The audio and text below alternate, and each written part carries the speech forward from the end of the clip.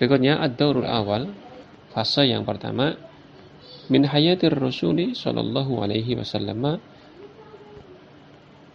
sayyiduna Muhammad. Tentang kehidupan Rasulullah sallallahu alaihi wasallam, yaitu pemimpin kita Muhammad.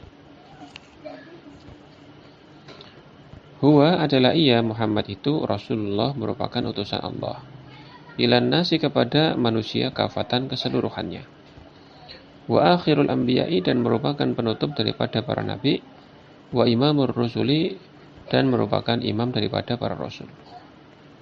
Jadi Nabi Muhammad itu adalah utusan Allah yang diutus kepada kafatun nas, kepada seluruh manusia. Ini berbeda dengan nabi-nabi yang lainnya yang diutus kepada kaumnya masing-masing.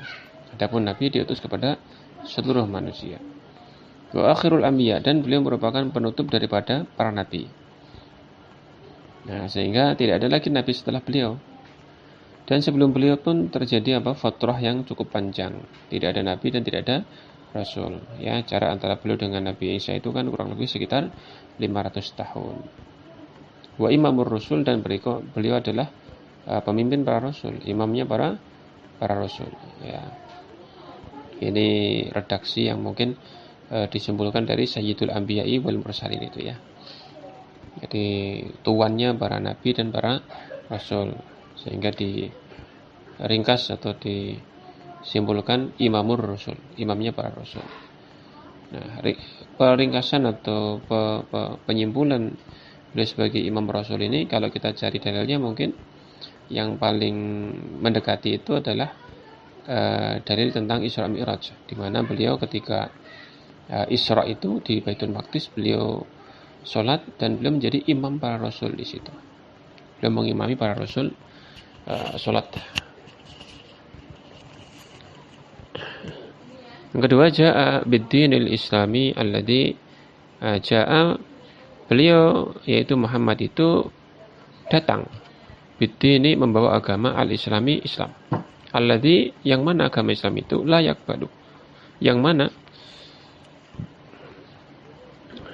layak balullah, Allah tidak akan menerima yaumal qiyamati, pada hari kiamat, dinan, agama, ghairuhu, selain daripada hu ya'ud ila ad-dinul islami, ya, selain daripada agama wa huwa, dan adalah ia Muhammad itu, min, merupakan nasli, keturunan, sadati, para tuan penghulu pemimpin, ya, para tuan atau para penghulu, para pemimpin Quraisyin, daripada orang-orang Quraisy.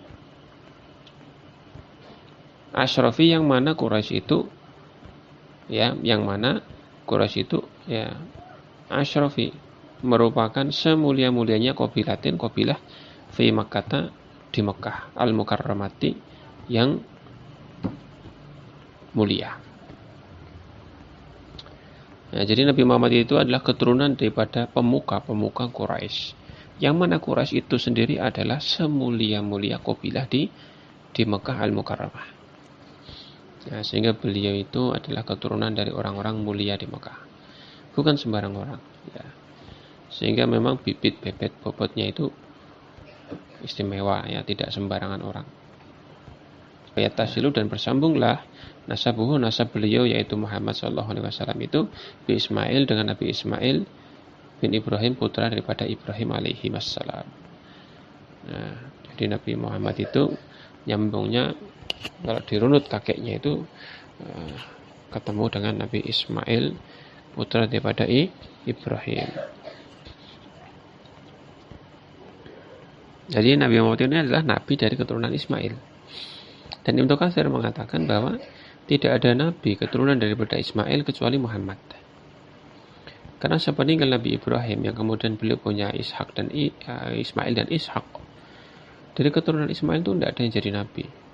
Padahal dari keturunan Ishak itulah para nabi itu, para nabi dan rasul daripada Bani Israel.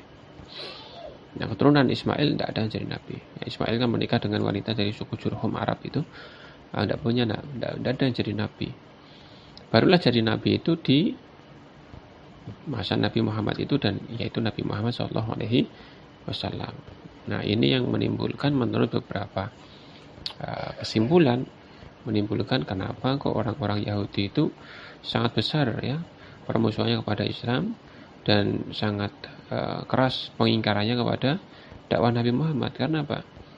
Kecemburuan dan fanatisme kelompok. Jadi dia fanatik dengan kebani Israilannya sehingga tidak mau menerima nabi dari luar golongannya.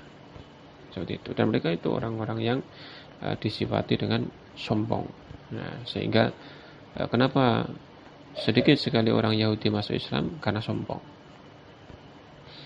Nah, tidak berbeda dengan orang Nasrani. Ya, Nasrani banyak yang masuk Islam dan menerima agama Islam.